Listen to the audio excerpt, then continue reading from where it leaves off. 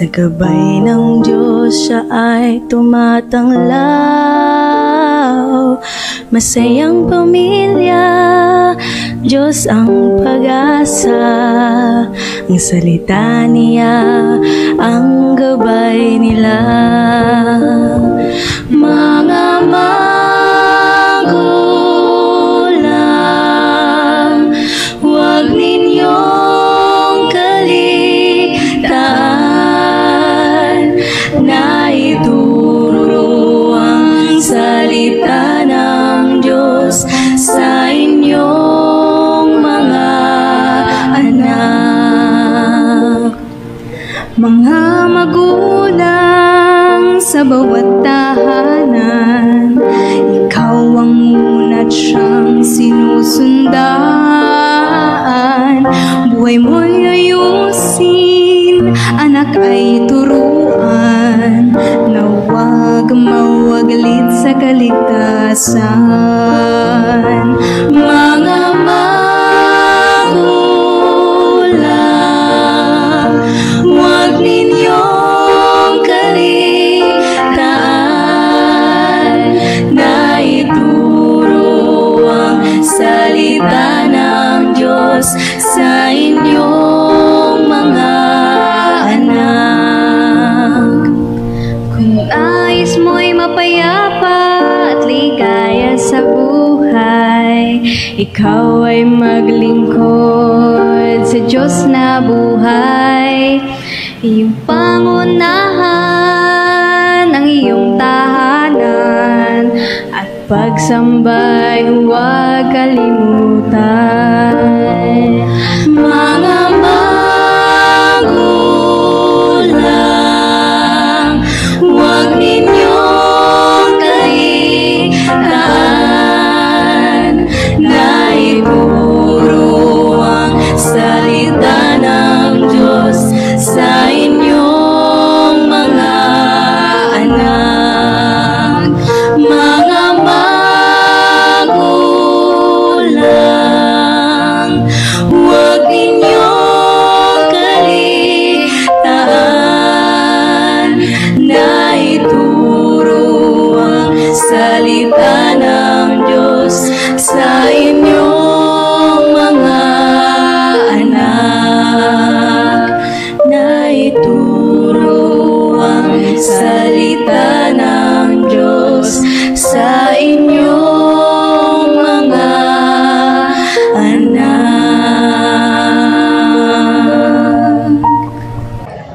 Magandang hapon po sa inyong lahat. Ngayong hapon po ay magpapatuloy po ang ating programa ayon sa kasulatan Gabay sa mga Kabataan. So ngayong hapon po, ito po ay another part 2. Siguro nagtataka mga taga-subaybay natin, mga kasama, lagi na lang tayo may part 2, may part 3 kasi nga po sobrang ganda ng sulat ni Ellen White at hindi naman natin mahindian ang calling ng Holy Spirit para naman maisa-isa natin ano ba ang makahalagahan ng sinulat ni Ellen White, particular na po sa ating mga kabataan. So ngayong hapon, before po tayo mag-start, syempre tayo muna ay magsha-shoutout.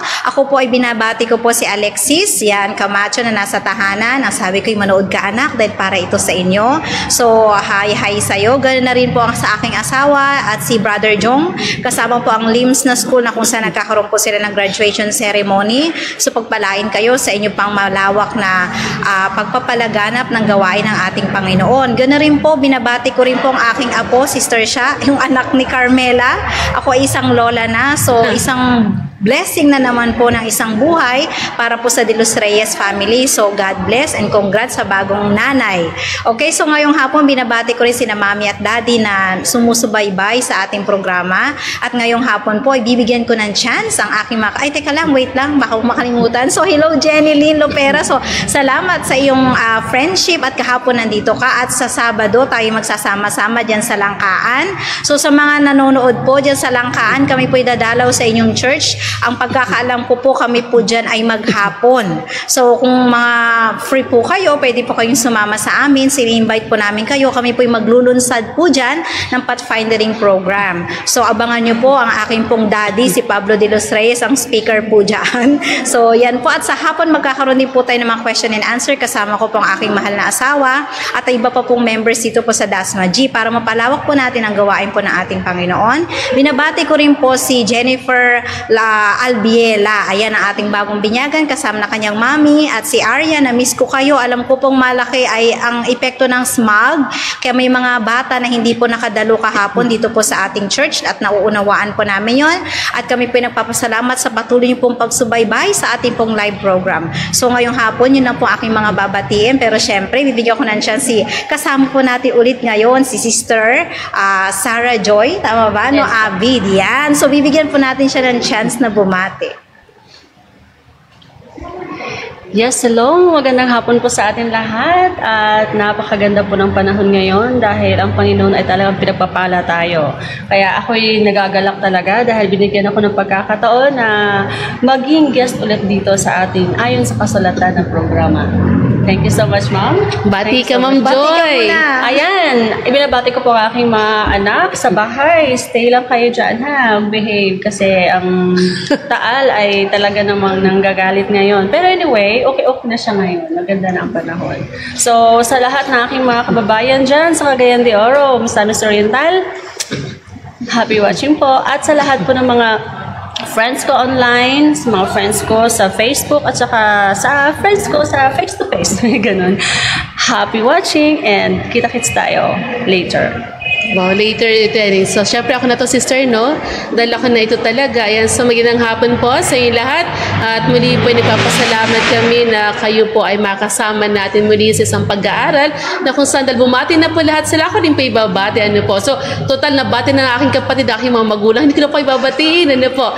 Aking mga anak, Ate Kyle, yan, Ate Amber. So, Ate Kyle, be safe sa hospital. At ganoon din naman sa mga kapatid natin kahapon, no? Kasama natin. And so, napapasalamat po ako na, ay si Mami Asa po pala, yan, kahapon nanonood siya habang kumakanta tayo, ay nalawalan daw siya ng signal. Kasi sabi niya, magra-request ako ng kanta. Nawalan ako ng signal. Sayang pa yung Mami Esther, ayan, Sister Lilia, ayan, kayo po ay magpalakas at makasama namin kayo next week. Sister Beth din po, kamusta na po kayo sa Brother Paguntalan, ano? At taga na rin po natin hindi nakasama sa Brother Paguntalan. So, mara niyo po, if we have time, we would visit you po sa yung place. Ganun po sa Mami Beth. At yun din po, na Sir Beth de Laraga, no, kamusta kay Mami Lilibet, ay nambisa po namin kayo. So, na Kuya Yorno Karan, wala rin sila. So, kayo po ay makasama. Yun po si Sir Myra Buenos, ayan, sana kayo po ay makadalo muli. At namiss na kayo namin. Yun po Sir Marin Sarhinete, nasan man po kayo, ayan, kayo po ay, sana ma-meet namin muli kayo. I mean, isang buwan ba mga kayo. So, kayo po manumbalik dito, dumalaw muli, mga kapatid, namiss po namin kayo. So, ganun din po sa mga nasa Paradahan Church. Next Sabat pala ako doon Sister Yeso, ako pwede makadala sa Langkaan, so ako po ay nasa Paradahan upang maglingkod din naman doon, maghapon din po ako. So, regards kay Sister Monteverde, tama ba? Regards ko po kayo lahat. Ayan. So actually, gusto niyo pong makasama sana tayo lahat, makita muli sa mga pagkakataon, ano po. So ganun din po sa aking mga estudyantans, Geraldine and Teacher Ping, ayan. So wish to see you soon na rin. So, yung Pastor Yes, so maraming salamat. Matabay lang po kayo at makinig. At kung meron po kayong nais sabihin, i-comment when it comes to power of prayer, and you can share that also sa ating pong comment section sa FB Live. Okay, thank you po sa inyong dalawa. So ngayong umaga, before we formally start, tayo po ay sama-samang manalangin. Ama naming banal na sumasalangit ka, sa hapong ito, Panginoon, muli na naman po kaming tatalakay ng mga aralin para po sa ikabubuti at ikalalago ng pananampalataya po ng mga kabataan. Ganoon na rin po kami mga magulang. Nawa, Panginoon, sa hapong po ito, gabayan po ang aming programa mula sa umpisa hanggang sa pagwawakas. Nawa, ang inyong pong Holy Spirit ang patuloy na igabay sa amin. Kayo po nawa ang mamutawi sa aming mga labi upang inyong banal na kalooban ang patuloy po naming gawin sa aming pangaraw-araw na pamumuhay. Patawarin kami, Panginoon, kung sa inyo po kami nasumpungan, nagkulang at nagkasala. Tulong po aming hiling at dalangin, alang-alang na lahat, sa pangalan ni Jesus, aming tagapagligtas. Okay, so without further ado, sabi nga ng mga Amerikano, okay? So may part 2 ulit po tayo. Ang topic po natin last week is prayer, our stronghold, sa chapter 77. So I always encourage the parents out there at sa mga kabataan na nawa mag-avail naman po kayo ng ating aklat. Kung hindi naman po kayo makapag-avail, sabi nga ni Sister Sha nung nakaraan, ang ating pong institusyon ay napaka-lenient or generous, hindi siya madamot.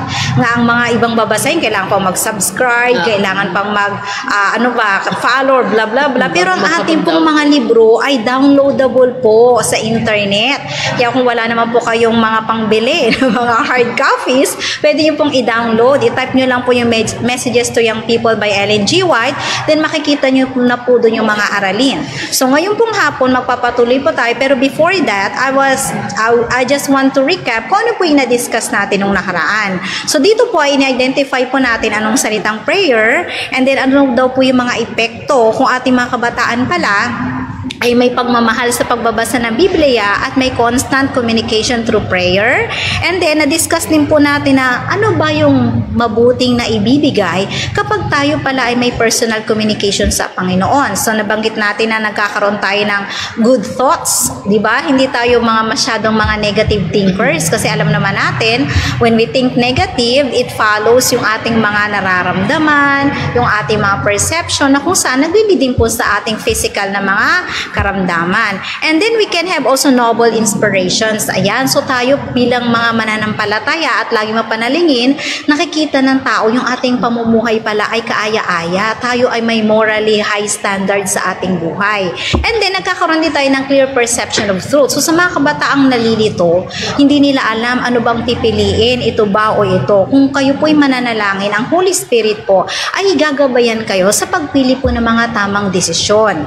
Okay, and then ito rin po ay nagbibigay ng lofty purposes of action. Pag sinabing lofty purposes of action, yung mga gagawin natin, syempre, hindi tayo masyado magkakamali. Sabi yung epic fail, yan. Kapag nagtatrust tayo sa Panginoon, naiiwasan natin magkamali kasi nga nag-guide tayo ng Holy Spirit. At alam naman natin na though meron tayong mga personal skills and talents, pero mga kapatid, mga kabataan, lahat ng talents na ito ay pinagkaloob rin ng ating Panginoon. At anytime na pwede niya itong kunin, ito ay pwedeng mawala. Kaya wala po tayong maipagmamalaki sa ating sarili na parang ako ito, the best ako, magaling ako. Kasi sa mga karanasan ko, mga classmate kong sobrang galing sister siya doon sa AUP, nung pinag-recite ng teacher, biglang hindi nakapagsalita. There's something wrong. So, wow, perfecto siya, pero bakit kaya hindi siya nakapagsalita during that time? Kaya sa mga kabataan, nawa ang mga talento at mga skills na pinagkaloob sa inyo ng Panginoon, gamitin niyo po ito sa pagtatapos ng ating gawain dito sa ating church. At the same time, tayo ay lumabas at maging halimbawa tayo ng iba pang mga kabataan. So, ayan po, pupunta na po tayo sa number 4. So, ang una pong katanungan sa number 4 is, why is it very important for our youth to connect themselves with God? Ano ba yung kahalagahan na bakit daw ang mga kabataan natin ay kailangan kumukonekta sa ating Panginoon? So alam naman natin na, di ba, si Sir Shano sa education, ang teenage life daw is the most crucial stage of development. So pag sinabing crucial, it could be very important, it could be very sensitive. Kaya pala sinabi ni Ellen White, dapat daw ang mga kabataan sa ganitong time na kailangan ninyo ang gabay, kailangan daw kayo ay nakakonek sa ating Panginoon. So tatanungin natin na ating mga kasama kung ano ba ang mga importansya kung bakit kailangan ng kabataan ay makikonek sa ating Panginoon. So let's start with Sister Joy. Yes. Ayan. Kailangan talaga ng mga kabataan na makapag-connect sa may likha. Bakit? Dahil sila nga, sinabi kanina, na sila yung center of attraction ng kaaway. Sa napakadaming paraan. Example, yung mga technology natin ngayon. Though, napakaganda ng na idudulot sa atin, pero mayroon din mga disadvantages na nakakasira ng pamumuhay ng mga kabataan. Ang kabataan ay talagang nasa kanila ngayon yung pagpili, yung stage ng level ng buhay nila. Nandyan pa sila sa ano ba pipiliin nila, ano ba yung na-influence sa kanila. So, kailangan nilang humingi ng gabay at pag-iingat sa Panginoon. Kasi kung i-connect nila ang kanilang thinking, ang kanilang heart sa ating may likha doon sa taas, of course, i-guide at i-bless sila. Napakarami nilang, nandyan kasi yung feelings nila na they want to explore, adventure. Yun yung mga words na gustong-gusto ng mga kabataan. Kaya sa adventure na yan at saka sa journey na yan, sa exploration na yan, kailangan nila ng gabay. Kasi pag hindi sila magabayan, yan yung magdudulot sa kanila ng hindi magandang result in the future. Okay, thank you Sister Abby sa inyong mga nabanggit. Ikaw naman Sister Sha, ano naman ang opinion mo or insights mo about why our youth need to communicate with our God? Ayan, so una-una, no, so na-mention naman po lahat. So siguro as, when I was also young, siguro ito yung isang bagay na natutunan ko talaga, yung magkaroon ng isang kaibigan na hindi kasi ako masyadong ma-friendly. So ang kausap ko lagi, alam mo, that time na parang siguro na you are learning also that you have to trust God, then you really have to pray. Marami kasi ngayon sa mga kabataan, they tend to forget prayer because they have all. May mga bagay sila sa bahay, hindi sila, parang alam mo, they are not really that kind of empty-handed. Unlike before na mapanahon namin, na talagang we had nothing. Na talagang kailangan mo talagang humingi ng support from our God, no? So yung prayer talaga na parang ito lang yung kalungan ko, ito lang yung strength ko. Pero ngayon kasi parang everything is so normal, everything is just perfect for them, na hindi naman na talaga kailangan ng prayer. Kasi may pera ka, pag may pera ka, may laman ng Gcash mo, may baon ka, hindi ka nag-struggle in daily needs, so parang madaling hindi mag-pray. Totoo naman yan eh. Siguro, diba, so sa atin, bilang mga magulang, it was also our experiences, no? Tulad nga, bakit nga mga kabataan? Because kailangan mag-pray, because prayer keeps us in God's power. Ang ating kasing mga kabataan ngayon, so kahit kami mga magulang, no, we tend also sometimes to forget na mag-pray. Minsan we keep on praying, di ba Brother Janet, kapag we are needed of something. Pag kailangan natin ng sagot sa panalangin, kailangan natin na nagbe-breakdown ka na, wala akong pambayad ng gato, wala akong pera, wala akong, parang doon ka lang talaga yung moment na nagpipray. Kaya minsan, yung struggle natin sa life, dapat na-appreciate natin siya kasi it is a reminder for us to pray. Kasi parang if you are into a place na, o sa isang buhay na convenience, hindi mo talaga maiisip ma-appreciate ang prayer, no? Kasi parang wala siyang sagot pag nag-pray ka. Kasi meron ka naman. Pagka mag-pray, hindi ka naman nagkukulang, di ba? Parang isang pagkakamali natin, we tend to forget na ang prayer kasi, it will give us power to overcome temptation. Sa mga kabataan natin, mahirap talaga yung choices, yung daily choices natin, na madaling gawin, pero totoo lang, ang hirap gumawa ng mabuting pagpili. Kasi sa ating unang paggising pa lang natin, kailangan nga, nagpipray tayo, di ba? Sabi na paggising natin, pagmulat ng mata, we have to have connection with our Father. Kasi yung paglapit sa Panginoon, hindi lang yung paghingi eh.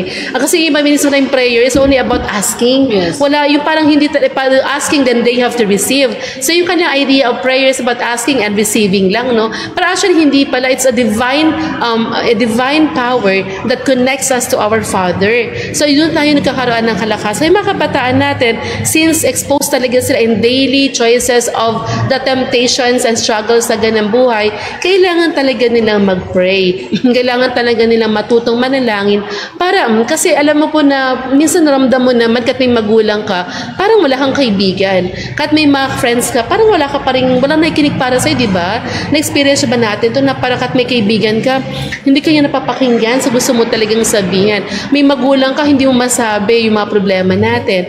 Pag uwi mo, walang nakakaunawa sa atin, no? Kaya ang sabi sa mga kabataan, meron tayong laging saklolo. Lagi tayong may isang kasama na laging gumagabay sa atin. At pag nananalangin tayo, sabi po sa atin na it will be answered.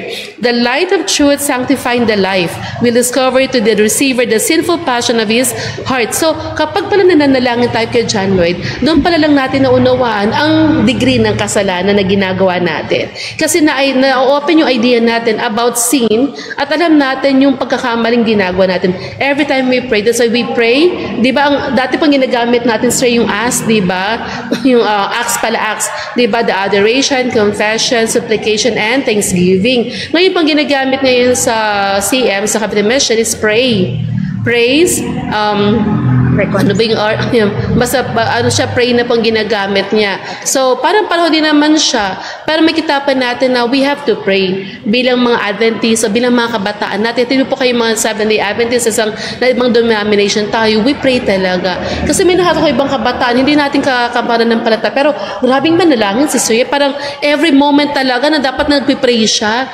So, nadidisappoint siya pag hindi siya pag-pray. So, sabi niya, ma'am, magpipray lang kami. Ganyan. So, napaka-ano yun po yung prayer natin, no? At napansin din naman, sige po, si Sir, kung baka matapos. Sorry. Okay lang. You can continue. Kasi napansin napansin ko lang po siguro nung mga time nung meron tayong pandemya. Yes. Alam niyo po talaga nung panahon ng pandemya, every parent in their house talaga ay tinuruan manalangin ang kanilang mga anak. Ginawa niyo po ba yan? You prayed with your diba, with the whole family, especially with the kids na, anak, magbagong buhay na tayo, anak, magsisi ka na, anak. Diba? Kasi ipapray na natin kasi akala natin, end of the world. So, dahil na kung saan talaga, kaya nung time during the pandemic, nagkaroon talaga ng magandang relasyon ang buong pamilya. Kasi they stay together, they pray together, kaya lagi tayo may worship, lagi ang namin nanonood sa online natin dati, kapag naka-online tayo, di ba Kuya John Lloyd, no? Ang dami nanonood talaga yun kasi parang, ito na siya, alam mo yun, parang lagi natin pinakinggan na yung comfort, tapos yung church na puno, nag-open tayo ng church, punong-puno ang iglesia, kasi nanambalik sa loob ng church, after a while, ay nasanay na. Diba? So siguro nga yung struggle at mga problema sa buhay, it would lead us talaga to prayer. Okay, thank you. So we move forward po sa number 5. Pero before that, naalala ko ng pandemic, parang yun yung time na na-enjoy nga ng ng asawa at anak ko. Panay sila panood ng mga gusto nilang mapanood, yung mga hindi nila napanood noon. Hanggang sa yung YouTube channel, yung YouTube namin, yung internet, parang namamatay na sa overuse na. Sabi ko, anyway, na-enjoy talaga namin pati yung mga comfort food. Pero syempre, pagka, yun nga, sister siya, pag nauubusan na ng laman yung wallet, nagtataka na tayo, Panginoon, ano kaya ang susunod, di ba? Ayan na, so sabi ng quote, kailangan na tayong manalangin para magkaroon na tayo ng financial assistance. Pero ang Panginoon ay hindi po nagpabaya sa kanyang bayan. Actually, nung during pandemic, nag-start din po ako mag-live noon for devotional. Kada gabi ata po yun. Kasi naisip namin mag-asawa, why not use the social media para naman ma-encourage yung mga tao na nada-down during the pandemic time. Okay, so let's move to the 5 question kasi ang ganda ng sinabi din ni Sister Shan at ni Sister Joy na kung saan kapag pala wala tayong masyadong problema, yun nga parang complacent tayo sa buhay, parang relax lang tayo, paano nga ba ang rason na mag-kneel down tayo? Bang everything is okay, di ba? Kaya ang mga pagsubok ay talaga naman inilaan sa bayan ng Diyos para mas maging closer tayo sa Panginoon at magpatatag sa ating mga pananampalataya. Kaya so, naman po, Sister, yung yes, pag-exam lang, di ba? Pag may exam lang, doon nagpipray. Pag-pray niyo po kami, mag-request pa tayo sa midweek prayer. Pag-pray niyo po kami, may exam kami bukas. Di ba? Tapos mag-take na exam Sabado, Sister. Yun nga, ang malungkot na exam nga, Sabado. Pag-pray pa natin, no? Pag-pray niyo po, makapasa siya ng licensure exam, Sabado po ang exam niya. Minsan parang sabi ko, ano ba to? It is a joke ba? Mali ba yung ganong idea, Sister Joy? Yes. No? Na parang, we're asking for prayer. Alam naman natin na Sabado hindi ka dapat i-take na exam. O Friday, hindi ka dapat nagpapasa ng mga requirements. Pero, we're asking for prayer. Di ba, papray niyo po kami. Kung kailan lang nila kailangan, doon lang talaga mag-pray. Tama ba yung ganong, siguro sa number 5 dito, yes, Sister Yeno, sige. So, sa number 5 po, sasagutin po natin yan. So, kung tama ba yung, halimbawa, mananalangin ako na pumasa sa araw ng Sabado, alam naman po natin na dapat hindi tayo nagtitake na exam ng Sabado. So, that's conflicting. So, ang tanong, pag nakapasa ka, sino kaya ang nakinig sa'yo? It's your own talent na yung lumabas. Wala pong guidance yun ng Holy Spirit. Hindi po nagtotolerate ang ating Panginoon. So, yan pong sasagutin natin sa number 5. Ang tanong po sa number 5 is, how do we pray? Ayan, paano ba tayo mananalangin? So, sa mga kabataan, ito po yung step-by-step processes na diniscuss ni Ellen White kung paano tayo mananalangin. So, ako i-discuss ng dalawa. Yung mga kasama ko, bahala na sila, okay? Anyway, ang unang sabi ni Ellen White, it does not inform God of something He does not know. Meaning to say, pag nanalangin tayo, hindi pala tayo nananalangin kasi hindi alam ng Diyos yung ating kagustuhan. Sabi nga, ang ating Panginoon ay 3 yung characteristics. Ano nga yung sa mga kabataan? Sige nga, mag-ano tayo, John Lloyd, Chiki at Serena. Ano yung 3 kapangyarihan ng ating Panginoon? Ano yon? Naku, hindi nila alam. Omnipotent, omniscient, saka omnipower. Tama po. So, ang Panginoon pala ay omnipresent. So, 3 yan. So, meaning, alam ng Panginoon ano ang ating future. Alam niya yung ating needs. Hindi mo na kailangan isa-isayin. Pero bakit kailangan natin yung ipagpanalangin? Kasi po, ang Panginoon para mga parents natin yan. Alam ng magulang natin na kailangan natin ng pagkain. Alam din ng mga magulang natin na kailangan natin ng maganda or bagong damit kasi sira-sira na. Pero ang gusto ng Panginoon, hingiin natin ito sa Kanya specifically. Pag specific, dapat talaga sasabihin mo, kaya Brother John, kung naghahanap ka ng isang babae na pakakasalan, mag-specific ka na. Sabihin mo maganda, matangkad, matalino, maputi, faithful at Adventist. Ang gusto ng Panginoon, very specific tayo sa panalangin dahil alam niya na yan. Hindi ibig sabihin na nananalangin tayo kasi hindi alam ng Panginoon. No, kailangan niya lang na personal connection at saka yung personal relationship. Ang Panginoon parang mga magulang, konting lambing. Kailangan ng Panginoon ng paglalambing. Kasi nga po, di ba, ang ating Panginoon, siya ay ating groom. Di ba, sister, siya kapag may partner ka sa buhay, di ba, all of your secrets, all of your doubts, all of your heartaches, sinasabi natin sa partner na para nauunawaan tayo. Ang Panginoon ganun din. Dapat we're so close to our Maker, our Lord Jesus Christ. Pangalawa, ang sabi daw, pag nananalangin tayo, it doesn't need to be long and loud. Ayan mga kapatid ha, kung kayo ngayon ay nakukonfuse sa mga kabataan na umaatin ng ibang religious practices, bakit iba nananalangin ng umiiyak, sumisigaw, may pahimatay effect pa? Ang tanong, yan ba ay isang paraan ng tunay na panalangin? Ang sabi ni Ellen White, it does not need to be long. Yung mga bulaklak na prayer, alam din naman ng Panginoon kung kayo ay medyo nagmamaganda lang. I mean, yung parang flowery yung iyong prayer, alam po ng Panginoon yung mga puso. Hindi po kayo pwedeng makapagtago sa ating Panginoon. Kaya nga, be direct. Kaya nga pag tayo, di ba, Sister Shano, sa school, what are the reasons why you're happy? You have to be specific. Kahit sa writing at sa speaking, dapat direct to the point. Wala tayong going around the bush. At dapat daw hindi tayo maingay. Bakit kaya, Sister siya? Pero yung mga nananalangin na maingay, di ba? Parang naririnig pa ng katabi. Kasi nga po, alam na nga ng Panginoon. So, hindi na natin kailangan i-broadcast. Pangalawa, alam niyo po ba mga kabataan, pag kayo'y nananalangin ng maingay, sino nakakarinig niyan? Si Satanas. And then sabi, ito pala problema mo ha, palalalain ko yan. Yan. Tingnan natin kung mag-stand ka pa sa harap ng Panginoon. Kaya tandaan mga kabataan, yung dalawang binanggit ko, pag tayo nananalangin, hindi ibig sabihin na hindi alam ng Panginoon. Pangalawa, hindi po dapat ito mahaba. Kaya minsan, Sister siya, minsan may nag-pray dito, sumakit na yung tuhod niya dito sa plataforma, bumakat yung times sa tagal lang panalangin. Minsan kasi mga kapatid, hindi na siya nagiging pagpapala kasi yung imbis na yung concentration na sa panalangin, sumasakit kasi nga mga tumatanda na tayo, di ba? Aray ko, sakit sa tuhod, ang tagal naman matapos. So parang hindi siya nagiging pagpapala kasi yung pakiramdam mo na gusto mo nang matapos, alam naman po natin na ang prayer dapat ay mula sa puso. Hindi yan basta-basta lang ina-utter. So dapat it shouldn't be long and it shouldn't be loud. So ayan, pupunta tayo sa ating mga kasama. Magdadagdag pa po sila. Ano po ba ang paraan ng tamang panalangin sa Sister Joy? Ayan, napakaganda po ng ating tanong ngayon. How do we pray? Salamat po kanina. Alam naman po natin lahat na ang Panginoon ay walang may tatago sa Kanya. Kahit nga buhok natin, bilang na bilang niya. Transparent po. Yun ang kailangan ng Panginoon. Maging transparent tayo sa Kanya. Kasi ang gusto lang naman ng Panginoon na ma-recognize natin na kailangan natin siya daily. Yung bang i-empty natin ang ating puso, i-empty natin ang ating mind para maka-fill in yung Holy Spirit, maka-fill in yung gabay niya, ang pag-iingat niya. Yung will niya ay mai-fill in niya sa mind mo para magawa mo. At of course, sa action din. So, napakaganda po ng topic natin kasi pinapa-remind sa bawat isa sa atin na kahit saang sitwasyon, kahit saan ka man, anong sitwasyon meron ka, you have to pray. We have to pray. Kasi yun ang kailangan natin para magkaroon tayo ng power.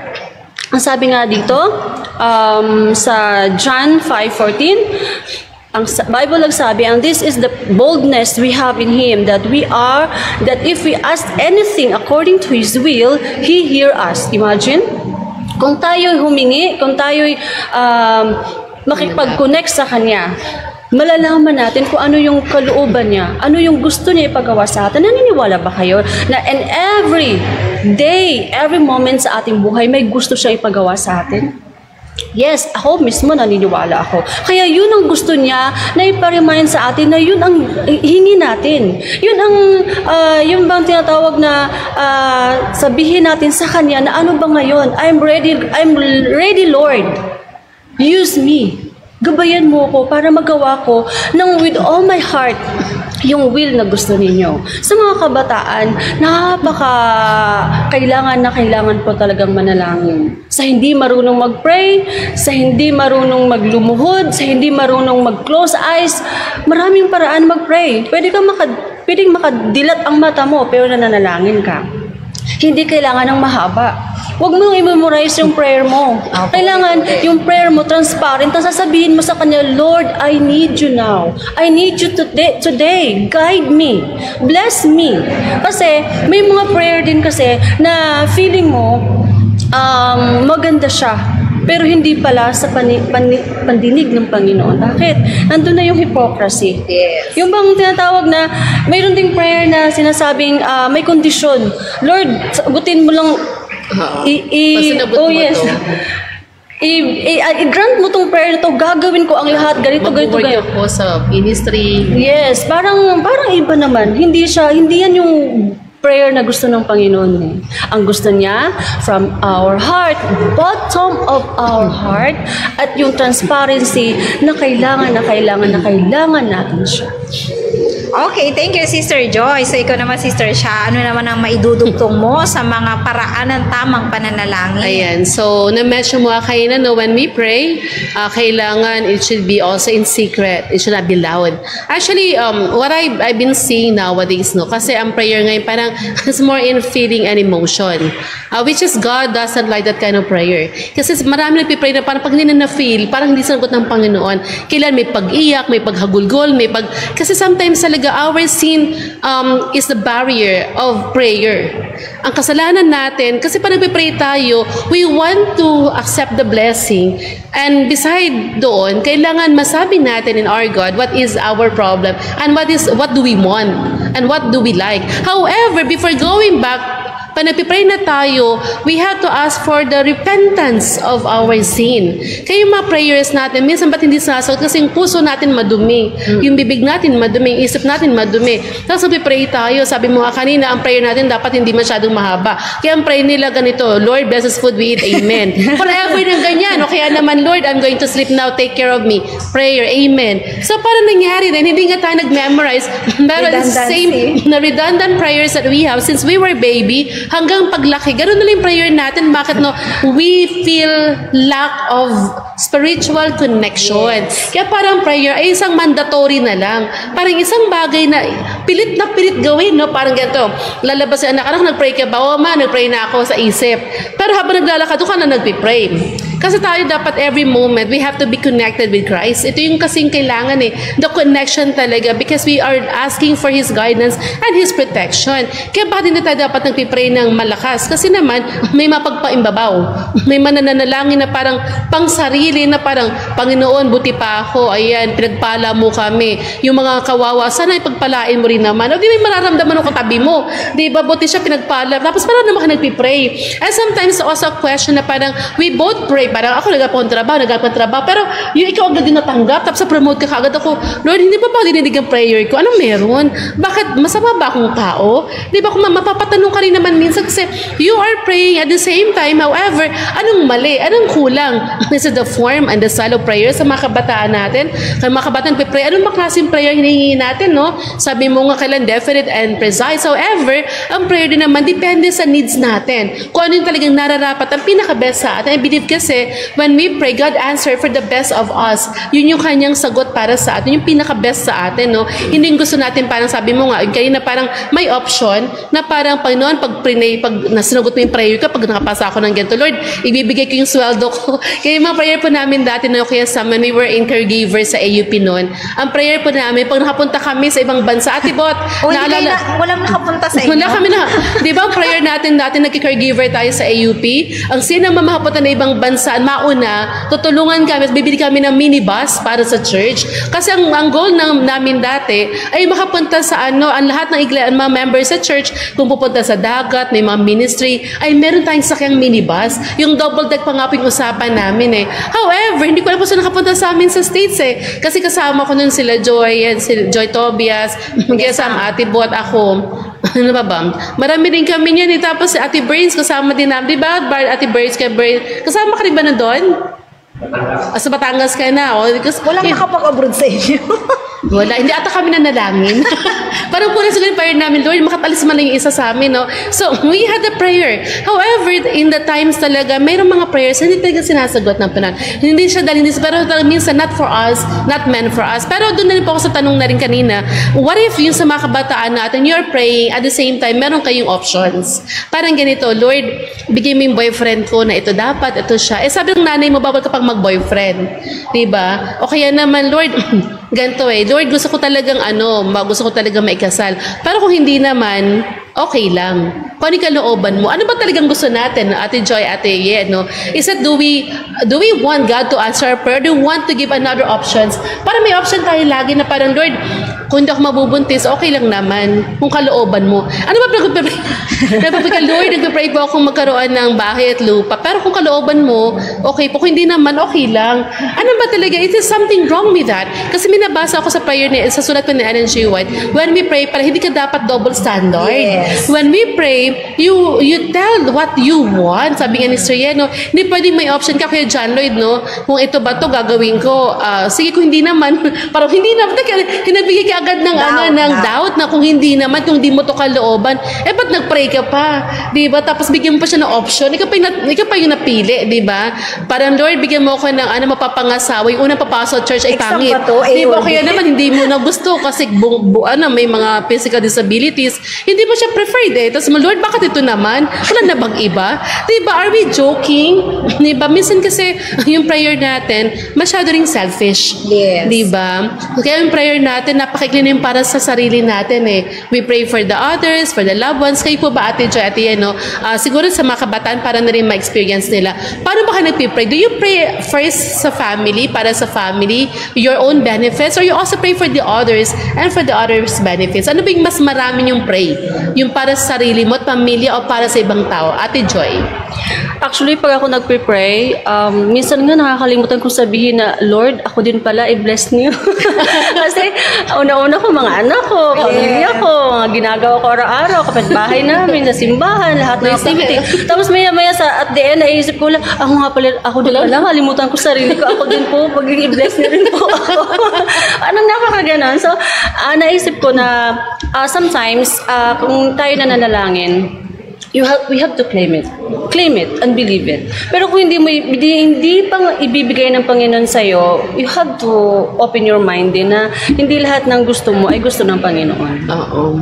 Mari kasi mga kapatid hindi yan kalooban ng Panginoon. Yes. Pero ako naniniwala kasi ako very prayerful din ako, Sister siya. So nakaka-relate ako Sister Joy. Pero naman pagising ko, lagi nagpapasalamat ako. Yun nga, inuuna ko yung anak ko kasi nga teenager. Alam naman natin very risky talaga ang buhay ng teenager. Tapos pangalawa, yung asawa ko, tapos yung sarili ko medyo huli. Tapos yung mga kaibigan ko, isinasama ko rin yan sa panalangin. At the same time, ako kasi hindi ako masyadong materialistic.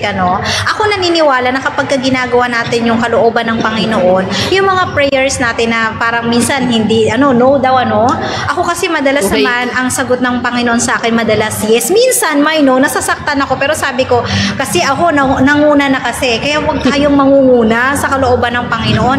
Pag nanalangin kasi tayo, we have to ask forgiveness first. Yes. We have to be humble. Hindi yung, mananalangin ako, pag nag-abroad ako, bibili ako ng ganito, tapos, yung kaibigan ko dating nanlait sa akin, hindi ko siya talaga pauutangin. May mga ganyan kasi tayo mga kapatid. Pag tayo nanalangin, walang halong paghihigad. Diba? Sige, pag yumaman ako, Panginoon, yan, magsisimba na talaga ako, maglilingkod ako, yung mga nang-api sa akin, talaga, friendship over, hindi ganun mga kapatid. Kaya siguro hindi dinidinig ng Panginoon. Kasi may mga selfish intention tayo or may mga paimbabaw. Sabi nga po ni Ellen White, ang panalangin daw po ay kailangan na, don't pray like a miserable. Yun man, may mga tao naman talaga, Sister siya, na ang hirap-hirap ko. Bakit kaya lagi na lang kaming walang pamasahe? Bakit kaya lagi na lang tuyo ang ulam namin? Tapos pag nanalangin sila, puro naman misery din. Alam niyo po ba, sabi ni Ellen White, don't pray like a miserable if you don't feel that at all for it will be prayer of hypocrisy. Yan kapag ka pala nanalangin ka na, Panginoon, tulungan niyo po ako, hirap po yung buhay ko. Alam niyo po, ang ating Panginoon, na alam na po ang ating kahirapan, wag na po natin ipaglandakan yan. So dapat pala, pag nanalangin tayo, wag natin lagi isipin na tayo'y api. Kasi, kaya nga tayo nananalangin, kasi alam natin ang Panginoon natin ay makapangyarihan. So hindi tayo api, kasi may best friend tayong nilalapitan. So mas maganda siguro mga kabata at mga kapatid, pag nanalangin tayo, very positive naman. Wag naman miserable na lang lagi na, yung bang laging tayong hingi ng hingi, magpasalamat din naman tayo. Minsan, yung nga sabi ni Sister siya, Panginoon, sana makapasa ako ng exam. Nung nakapasa, hindi na nagpasalamat. Hindi mo na rin makita sa church, di ba? Nagpa-party Sabado pa. So, nasaan na? Minsan ang Panginoon, pinagbibigyan tayo. Sige nga, o sige, payayamanin kita kasi sabi mo, maglilingkod ka. Nang yumaman na, naku, busy na ako sa negosyo, hindi na rin makapag-commit. Kaya mga kapatid, kaya siguro minsan no ang sagot ng Panginoon or wait. Kasi alam niya po ang intensyon ng inyong mga puso. Ang Panginoon, wala po kayo maitatago, there's no secret. And then sabi din po ni Ellen White, sabi daw po is God regards the contrite and humble prayers. Ayan. Dinidinig po ng Panginoon pag pala tayo ay mapagpakumbaba sa pananalangin. So, nakakarilin ko Sister siya, yung parang ganito na, nananalangin tayo, loud and clear, Panginoon, patawarin niyo po yung mga taong masasama. Parang, kayo, hindi kayo masama. Sa akin. Dinidisregard niyo yung sarili niyo. Walang humili. Panginoon, patawarin yung mga may utang. Ang tanong, kayo ba walang utang? Ayan. So, patawarin niyo po, Panginoon, yung mga nagsasalita ng masakit. Ang tanong, kayo ba hindi nagsasalita ng masakit? Siguro mas kailangan natin Sister siya at Sister Joy sa pananalangin, yung una nating self-reflection. Ano ba ang pagkukulang ko? Ano ba yung dapat ihingi ko ng tawad sa Panginoon? At ano ba ang dapat makita sa gawa ko na para naman pag nanalangin ako, si sister mo panalangin niya, tapos kanina lang may nasagi lang sa jeep, nakapagsalita na ng bad words, diba? Pero patawarin niyo po, Panginoon, ang mga nagsasalita ng masasakit sa kapwa. Yung kapi-pray mo lang, no? Yes, may mga ganyan. After you just said pray, yes, para amen. Tapos bilang, ano ba naman yan? Ito na naman to, ganyan. Para ay, okay po, nag-pray lang po pala tayo, no? Kaya may mga ganun talaga. Balikan ko na rin, Sister, sorry to cut you. I just want to ask kasi, is it also wrong that we claim it? Diba na parang nag-pray, sabi niya Ma'am Joy kanina, kasi may narinig akong ganyan na parang i-claim na natin to. Let's claim it, parang natanggap na natin. Pero may mali din pala doon. Kasi parang may tawag, nakalimutan yung terms may terms sa sunulat na parang we should not say that. Kasi inunahan doon natin ang Panginoon sa kanyang answer. Although there are some things that alam naman natin na good for us, we claim it. Kasi minsan when we claim it daw at hindi nangyayari, nadidisappoint tayo. So sabi mo nga po kayo na wag natin pangunahan ang Panginoon. Kasi parang claim it that you have received it. Kasi ibang religion kasi narinig po ako, ganyan talaga sila mag-pray. Yes. Panginoon, ito yung mga wallet namin, nilabas ko na lahat. Buksan na mga wallet. Pag gusto wala na. O yung mga ibaway yung mga wallet na yan. Tapos sabihin nyo magkakaroon kayo ng pera. Kasi pag hindi kayo nagkaroon ng pera, absent kayo sa church, magbabayad ka ng utang mo dahil hindi ka po nagsimba. So yung mga ganun na, hindi na po pala dapat na we always claim it. Sa panahon, kiniklaim ko na may mga bagay na we should not make yung nga pangunahan ng ating Panginoon when it comes to our prayer din. So may mga bagay na pwede, may mga bagay na hindi. Siguro it's also guidance by the Holy Spirit na rin, no? Kasi baka mamaya, isipin nila, nag-claim, hindi nangyari. Panginoon, nanalangin ako ng magandang sasakyan. O, diba? Tapos yung sa kapitbahay mo bakit siya meron ako wala? Diba? Tapos cleanin mo na. Wala kang garahe, kaya hindi kami. Oo, may bagay. Tapos may bank account. May pera ba kayo sa bank? Wala. Kasi ako wala. Bakit sila meron, tayo wala? Iba ganyan. Nagpipray naman tayo. Yun pa yung one time na siguro natin ng mga kapatid, no? Even though the young people are praying, after they prayed, ang dami talaga ng struggle, sabi nga natin. Why the young people? Kasi they are very open when it comes to temptations, to struggles and trials. So talagang itetest yung kanilang faith Kasi yun yung kanilang pagiging energetic, pagiging malakas, nakadepende lang sila sa sarili din talaga nila. So kaya ang mga kabataan, we are guiding them when they pray, kailangan talaga it should be yung gusto nilang anong gusto nilang gawin ng Diyos sa kanila. Hindi yung parang they're giving command to God, this is what you want you to do to me. Yes. No, di ba? May mga ganung prayer na parang ito Lord ang gusto ko itong gawin mo, ito yung prayer ko. Yung pala, pero later on, ibabagsak ka para malaman mo yung guide niya, no? Yung path na ibinibigay niya, lalo sa mga kabataan natin. Sige ka ba, Ate Jo, tingin ba nung kabataan ka, no? Tingin mo ba yung mga prayers mo ay natupad lahat? Sininig ba ng Diyos?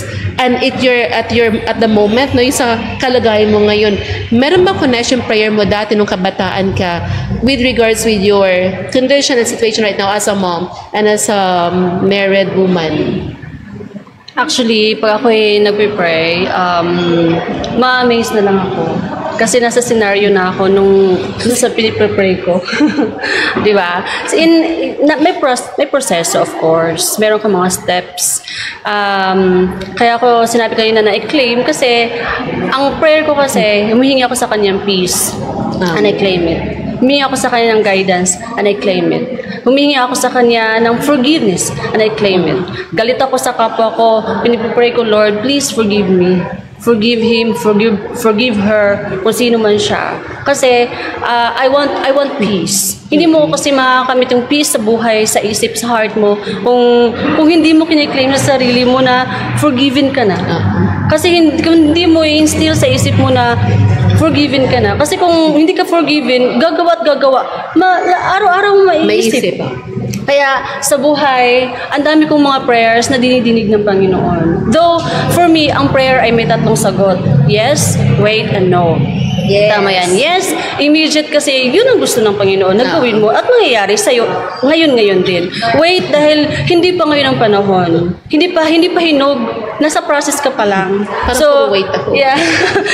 No, dahil hindi yan ang kalooban ko. May mas maganda akong plano para sa'yo. May mas maganda akong gustong ipagawa at gustong mangyari sa buhay mo. Kaya tama din yung sinabi kanina, huwag natin pangunahan ng Panginoon.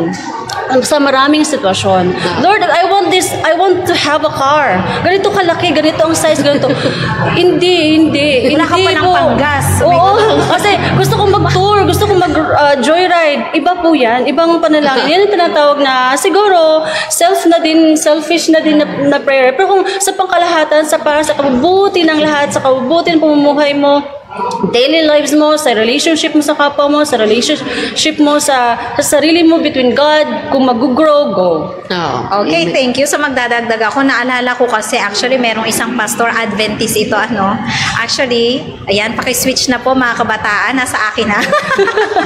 Okay, medyo busy ang kabataan, pinag-uusapan siguro nila, paano kaya sila mananalangin later? Tama na kaya, sana gano'n ang pinag-uusapan, Siguro nag-uusap sila, naku, pagpapanalangin ko daw specific yung magiging jowa ko, nagwapo yan. So sa mga kabataan, pag-pray nyo, okay?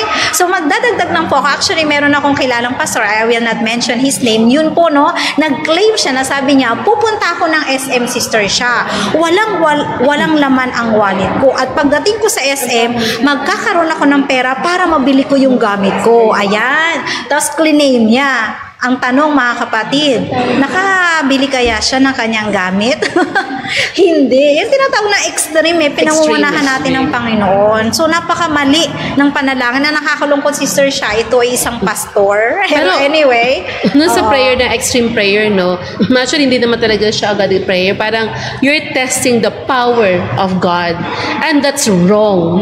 Na parang, ito, wala akong dalang pera, dapat makapunta ako ng ganito, makabili ako. Di ba parang, sa panalangin, Panginoon, wala akong dalang pera pupunta ako dito. Ang purpose ng mag-shopping, Di ba, kayo? Ginawa yung Panginoon na laruan na parang siya, yun nga, na parang obligation niya na nag-pray ka, kailangan niyang gawin. Yung mga extreme prayer po, we don't recommend, mga kabataan na parang, Panginoon, hindi ako nag-aral ngayon, tingnan natin, magpe-pray ako kung sasagutin mo bukas. Dapat ma-perfect ito. Ano po tingin niyo sa Panginoon, di ba? Kaya naman niya gawin to, pero never po na, tawag dito na subukin ang kanyang kapangyarihan kasi ito po ay pag-blaspheme sa ating Panginoon. Dala naman natin na we have to show the highest respect and the humbleness of our hearts. Yes. And we cannot be behind and beyond His power. Sino po tayo? Sabi ko nga po sa universe, gaano nang bakaliit ang earth? sa galaxy. Isang maliit na dust lang. Yes. Imagine mo na, parang dust pa feeling natin, laki-laki natin. Hindi pa nga pa tayo nakapunta sa galaxy, parang hindi mo na makita ang Pilipinas at ang Earth mismo, di ba? Ilang libong milya ito, ilang milyon. Tapos parang feeling natin, parang pray tayo, may ano tayo, yung the audacity, the power, na meron tayong karapatang magmalaki sa ating Panginoon. Well, no, wala po tayong ganun. Sa mga kabataan, it's about asking the humbleness. Diba, pag nagpipray po tayo, katotoo po ng panalangin, ay kailangan may masinsinang pagkakausap sa ating pan. Ako po talaga minsan po, Sister Ye, sa mukha minsan, parang puro na lang ba ako, wait. Yeah, so hindi ko na po tinatanong yun, bakit single pa rin Wait ako. lang, mali mo yung blue eyes later. Hindi ko na rin po siya tinatanong kasi when I prayed for it. And I trust God to the process. Na ako po, wala na ako doon parang whatever it is, that's the process of God and I believe. Sabi ko nga po lagi, Ate Joy, na parang all things work together for good for those who love, believe, and trust God. So sa akin po ngayon sa mga prayer natin, we always believe whatever it is, we have to trust God's process. Hindi po tayo dapat namumuna. Gagawin sa prayer natin, kailangan po siguro, ay di pa pala ako closing, sorry po, pero yun po na parang maybe I had asked before, bakit Panginoon, ba't ako may 2 anak, Lord, hindi naman ako ganito, hindi naman ako nakipag-live-in, wala naman, Lord, bakit mabait naman akong kapatid, mabait naman akong anak, di ba? Pero meron talaga mga bagay na it's beyond our control. May mga bagay na tinuturo sa atin ng parang na andito ako and I'm using you for this. And the preparation alone, di ba? Yes. May mga ganyan, kasi sino ba namang ayaw magkaroon ng magandang pamilya, mga maayos na asawa. Yes. Tapos bakit parang hindi kasi lahat tayo pare-pareho ng ganung kondisyon?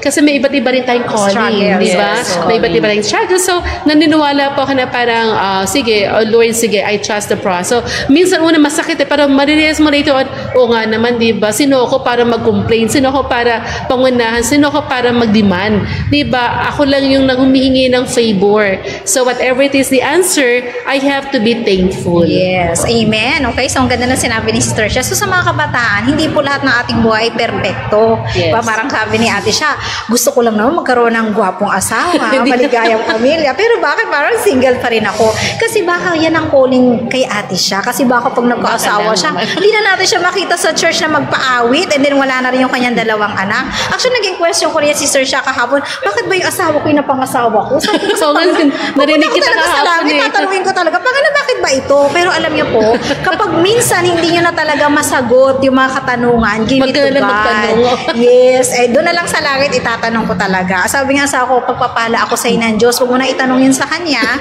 Anyway, pagka hindi na natin talaga, kasi there are so many mysteries in our world that we couldn't answer sometimes. Kahit nga mga scientist, Sister Shia, hindi kayang ipaliwanag ang lahat na nangyayari sa sanlibutan because our God is amazing at alam niya po yung best para sa atin. Kaya nga di ba sabi, just trust Him. Diba? Yes. Trust His heart. Ayan, kasi mahal niya tayo at alam niya kung anong pinakamabuti para sa atin at ang lahat ng mga nararanasan natin ay part po yan ng pagpapalago at preparation natin dun sa ating eternal life. Kaya huwag ka ate siyang may mga blue eyes ka bukas, diba? Nako.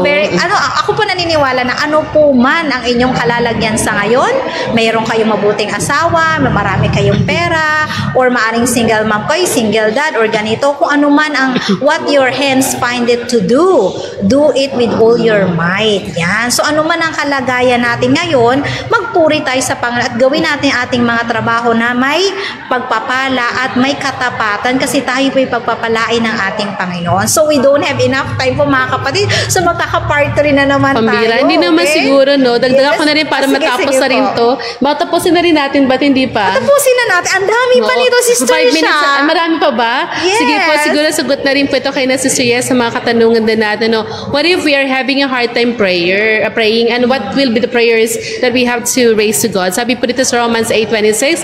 Romans 8:26 po mga kapatid. Nasaan na kayo dyan? Romans 8:26. Busy me. Romans 8:26 po ang nakalagay. If you are having a hard time, what will be prayer for? It should be likewise, the Spirit also helpeth our infirmities. Ang hirap naman din sa ano na yan, sa King James. So, for we know not we should pray for as we ought, but the Spirit itself maketh intercession for us with groanings which cannot be altered. So, ang ating palang, ang Holy Spirit mismo pala, Ate Joy, Sister Ye, ang siyang magbibigay ng kaunawaan kung ano ipapanalangin natin. So, if we have a hard time, what we'll be praying, we have to pray for the guidance of the Holy Spirit. Tapos kayo na, di ba, na-mention natin, ba't hindi tayo dapat nagpipray sa maingay, sa malakas na mga hindi tayo sumisigaw? Bakit po sabi sa Matthew 6:6? Ayan, Matthew 6:6 po. Matthew 6:6, nakalagay po, but when you pray, ayan, when thou prayest, enter to thy closet, and when thou hast shut by thy door, pray to thy Father which is in secret, and thy Father which seeth in secret shall reward thee openly. So when we pray in secret pala, our Father will reward us openly. Di ba matatanggap natin siya? Kasi when we are in secret, tayo po talaga yun, Ate Joy, Ate Ye. That is our hearts. Di ba doon tayo umiiyak sa Panginoon? Di ba? Ikaw ba, napipray ka sa sala, umiiyak ka? Di ba yung mga anak mo, Mama, ano ba ginagawa mo dyan? Mama, why are crying? Hindi ka nakapag-focus, diba? That's why if we have a deepest desire to talk to the Lord, we pray in the closet. Alam niyo po ba, dapat pala kuya, sa may binibenta tayong parang ano yung parang prayer blanket o kaya yung malit lang na mat, prayer mat. Ito do yung prayer mat na to, nabasa ko po to sa ating mission story before. Binibenta po nila sa isang church. Tapos yung prayer mat na to, may nakalagay ng about prayer. Tapos pag binibili nila for fundraising naman ng church, pero ito po hindi nadala na anywhere they go. So, pag nagdinil sila, yun po nilalagay nilang mat. Kasi sabi mo nga ni Sir Ye, nag-pray po dito na napakatagal. Sobrang sad po ng, hindi po tuhod kasi sobrang yung ating pong, yung mat natin dito, ay hindi po masarap sa, hindi po yung malambot. Napakatigas po dito sa tuhod. Kaya pa kung 30 minutes yung nagpipray, alam mo na, pagtaas mo yung tuhod mo, marami ng bukol-bukol at butas-butas, Sister Ye. So, tayo po yung prayer mat na yun, maliit lang po siya for praying. Tapos, dinadala po siya kahit saan. Tapos parang reminder siya na if you can kneel, you use that as a reminder. And that's also okay for me, no, na kung saan meron talaga tayong specific place sa bahay. Kaya po yung mga kabataan natin, dapat po mga magulang, you must prepare a certain place for a prayer. Na close talaga, parang anak, mag-pray ka. Punta ka na sa prayer room. Meron ka prayer room? Wala tayong prayer room, no? Pero meron tayong war room. Ayan, may mga away-away na rin. Pero dapat pala kay John Lloyd, mga magulang, if it's gonna be a good place, malayo po sa TV, malayo sa noise, malayo sa paglabas-labas sa mga tao, you must have a small space for prayer. Para po talaga meron, parang naka-designate lang talaga siya sa panalangin. Kaya po pag ako nagkaroon ng maganda pang bahay, maglalagay po ako ng isang room for prayer room lang talaga. So, napakaganda po ng isang bahay na mayroong prayer room. Kung meron nga po tayong library room, meron tayong mga accessory room, meron tayong shoe room, diba? Showroom pa rin, pa sa mga damit natin, clothes. Bakit hindi po tayo maglagay ng prayer room? Para matuturuan natin mga bata, anak, mag-pray ka doon. Okay, may mat po tayo na designated lang sa kanila, para mag-pray po sila. Parang, alam mo, practice na rin to learn to pray. Okay, thank you. Since we don't have enough time, so I have decided na tapusin na po natin itong prayer stronghold, okay? Kasi po medyo mahaba pa, pero anyway, medyo na-discuss na po talaga natin kung ano yung proper ways of prayer. Kaya ngayong hapon ay tatanungin po natin ang ating mga kasama kung paano ba natin tuturuan ang ating mga kabataan ng panalangin or tayo ba mismo sa ating tahanan. Paano pa tayo nagiging modelo sa ating mga anak, sa ating kasambahay, sa ating mga mahal sa buhay, kung anong tamang pananalangin. Ako po kasi lagi akong naka-whisper sa anak ko, no? Anak, basta laging mag-pray ha, bago matulog, tapos pagising, lahat ng gagawin, laging manalangin. So, lagi ko siyang sinasabihan para naman maalala niya. Minsan nakikita niya nga ako, kala niya natutulog ako sa sofa. Niya, ako na nato, anak. Pag ganyan nakayuko ako, huwag mo akong guguloy, nalalangin ako kasi minsan kakaiba rin yung oras ng tulog ko, yung oras ng gising niya. Pag nakikita niya ako, si mama nakatulog sa sofa, hindi niya alam. Madaling araw kasi ako nananalangin para syempre walang istorbo. Kasi kailangan po na talaga natin ng personal at the same time quiet time para po sa ating Panginoon. So turuan natin. So tatanungin ko yung mga kasama natin, paano ba nila tuturuan ang kanilang mga anak ng tamang pananalangin? Kay Sister Joy. Yes, ang mga anak ko naman ay tinuturuan ko sila through sa akin din. Every morning, pag nakita nila nakaluhod na ako, ibig sabihin nagpipray ako niyan. Maliban pa yung worship. And every worship naman, sila yung pinag-pray namin sa closing prayer. So, bagaman hindi mas na masyadong marunong mag-pray sa kung ano yung, alam na nila yung simula, alam na yung last, pero yung sa body, pero dahan-dahan.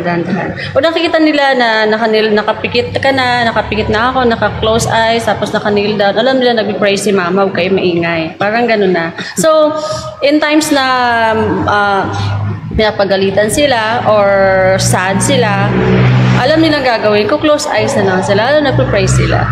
So, napakagandang tingnan din yung nangyayari, yung ginagawa nila. Okay, bago kay Sister siya, dagdagan ko si Sister Joy, ano. Actually, maganda yun na pinagpipray natin yung mga anak natin. Actually, si Alex dati pa nag-worship kami, nung bata pa siya, naglalaan na siya ng lectern ng Sister siya, nagko-cover siya ng tela, maglalagay siya ng songbook, siya talaga yung maglilid ng aming worship. Ang kagandahan nun, pag pinakikinggan po natin ang panalangin ng mga bata, kasi nga nasa development po sila, pwede natin silang maikorek. Uy, anak, huwag kang gagamit na, halimbawa yung salitang mga sana, yung asawa ko lagi yung huwag mong turuan ng anak mo magsalita ng sana, dapat nawa. Tapos yung mga salitang good luck sa'yo, dapat God bless. Ayan. So nakukorek po natin yung mga anak natin pag napapakinggan po natin sila kung paano sila manalangin. At the same time, sabi ni Sister Sha, yung acts daw, napalitan na ng praise sa Cavite Mission, kailangan po sa panalangin, dapat lagi nakaakibat yung apat na yun. Hindi yung lagi tayo hingi ng hingi. Nakalimutan na natin humingi ng tawad, nakalimutan na natin magpasalamat, at nakalimutan na natin maraming bagay. So, sa pamagitan po ng pakikinig kung paano manalangin ng ating mga anak, maitutuwid po natin ang tama ring panalangin. Okay, Sister Sha, ikaw na po. Ayan, so siguro dahil malalaki na yung mga anak ko, when they were young, yes, we taught them how to pray and we taught them what to say. Yung hindi natin sinasabi, Panginoon, sorry po. No, forgive us. You say sorry. Because when we're sorry, it doesn't mean you repent. Magkakaiba po yun eh. Parang pwedeng mag-sorry sa'yo pero walang repentance. So, Lord, forgive me. Diba? Tapos yun, hindi tayo nakapatawaran. So, isa po yun na Lord, sorry po sa nagawa ko. Diba? Lord, forgive me. Dapat pinaggamit. Then sa mga kabataan kasi, siguro talaga, when they were young, sabi nga ni Ate Joy, at Mr. Ye, it was easy for us to train our children. Totoo po yun. Because they were still young. And they would still believe of what we told them. However, when they are into the word of 13, teenagers, 13, 14, hanggang 20s, 30s yan, they try to be independent. And they try to be away from what they have, thought. So, naunawaan natin na pag nagkakaroon ng idea, paglaki nila, yung modeling natin, doon nila napapractice eh. Madali kasi pag kids, madali yan. Cute-cute nila, no? Pag laki-laki niyan, baka dati prayerful to, hindi na ngayon. Kasi meron na silang sariling identity, meron silang sariling decision, they try to be independent. Tapos yung mga nanay, pagising bago pa mag-pray, nakabunga nga na, tanghali ka na, gumangon ka na dyan. Tanghali na, kayo na pa ako, nagising, kayo na. Wala na. So bago pa sila mag-pray, lalo pagpasukan, totoo po naman yan, sira na ang araw ninyo pareho. And that's also very common. Wag po natin sabihin na hindi nangyayari sa tahanan ng kahit sino man. And it is a common scenario in the morning. Kahit po sa ating mga kapatid sa pananampalataya, nangyayari talaga. So tama po sa Ate Joy, we have to set an example. Sabi nga sa atin, sa aklat po ng Colossians 4:4-2, continue steadfastly in prayer, being watchful with thanksgiving. Kaya tama pa ang prayer natin, hindi lamang sa pansarili, but we have to be thankful. And then 1 Thessalonians 5:16-18, rejoice always, pray without ceasing, give thanks in all circumstances, for this is the will of God in Christ Jesus for you. Diba? Ano man ang mangyari sa buhay natin, let us be thankful. Mahirap maging mag-remorse sa mga bagay-bagay, but when we pray, whatever it is, the answers of God, we have to be thankful because this is the will of God to us. Thank you. So before po tayo mag-closing prayer, ay babasahin ko po ang mga ating mga nag-comment at ating mga mga taga-subaybay. So hello, shoutout kay Sister Ninita Donoso. Yan, hello Sister Donoso. Naway kayo patuloy na magpagaling. Kay Brother Bong, magandang hapon po sa inyo. Sister Bot, hello, na late ng pag-open. Magandang hapon sa lahat. Ganun po si Rafael Malaga Granada Jife. I don't know how to say it. And then si Ichu Cluty, na late ako and then si Mami, yan, nanonood din po. So, magandang hapon po sa inyong lahat. Actually, magkakaroon po tayo ng final recap sa linggo kasi hindi pa natin, Sister Shana, na-discuss yung prayer ba, nakapagpabayad ba yan ng utang. May part 3 nga tayo. Yes, so dagdagan natin ang konti ng part 3 po. Huwag po kayo magsasawa sa aming pong paglilingkod sa inyo. So, ngayong hapon po, para po sa ating, bago po mag-closing prayer, baka may huli pa pong pagbati si Sister Sha bago magpunta kay Sister Joy. Ayan, so nga po pala si Ate Ruth Tobias, no? Ate Ruth, ayan, ganito po sa may birthday celebrants na karaan. Maraming salamat sa pagkain. Si Ate Ruth po ay nagpunta ako sa Mami Ruth kahapon kasi na-expect ko yung chocolate Hindi po. Nagpunta ako doon kahapon, tumatok ako ng matagal kasi madala kong puto. Kaya Mami Ruth, next time na yung puto mo kasi wala na, nakain na. Kasi po. So, palakas ka Mami Ruth, maraming salamat din po kay Jael, kay Joy Tobias. Ayan, at din po sa lahat na nakikinig ngayon, sa mga kasama namin this afternoon ay maraming salamat po sa pagsubaybay. Okay, so before mag-pray, ito habol yung ating laging nanonood, si Kirma Karyoku. Sabi niya, it's very nice this program and thank you po sa service nyo sa gawain ng Diyos. Amen. Kami po ay nagpapasalamat po. At nawa i-share nyo po tong video natin para po sa ating mga kabataan. Okay, so Sister Joy, ikaw naman. Ayan, bago matapos, thank you so much sa pag-invite po sa akin at napakaganda po ng talakayan kanina about po prayer. So, napakahalaga po ng prayer sa ating buhay. Kaya naman, thank you so much sa aking mga friends na nanonood ngayon at sana subaybayan nyo lagi every Sunday ang ASK na programa. Okay, thank you Sister Joy. So, wag po kayong aalis. Susunod po dito ayon sa kasulatan gabay sa katotohanan at magugulat po kayo sa ating mga guests later on. So, bibigyan po tayo ng closing prayer po ni Sister Joy. Okay, tayo po yung manalangin. Dakilang Ama, maraming salamat po Ama sa lahat ng pagpapalang binigay ninyo. Salamat po sa inyong pong kabutihan. Luhaltiin po inyong banal na pangalan. Maraming salamat sa pagkakataon na maging instrumento po sa inyong gawain sa ganitong kaparaanan. I-bless niyo po lalo si Ma'am Sharon, si Ma'am Yen, at sa lahat ng mga involved at nag-participate at mga kapatiran, nag-pray at mga taong nag-pray po sa inyo, Ama. Nawa, Ama, inyo pong bigyan ng kasagutan at katugunan ng kanilang mga dalangin ayon po sa inyong kalooban. Patawad po sa lahat ng inyong pagkakasala. Ang lahat po, Ama, ay may pong binabalik sa inyo. Pasasalamat, kalutihan, papuri sa pangalan ng inyong anak. Amen. Amen. Isang tahanan sa mundong ibabaw, sa gabay ng Diyos siya ay tumatanglaw. Masayang pamilya, Diyos ang pag-asa, ang salita niya ang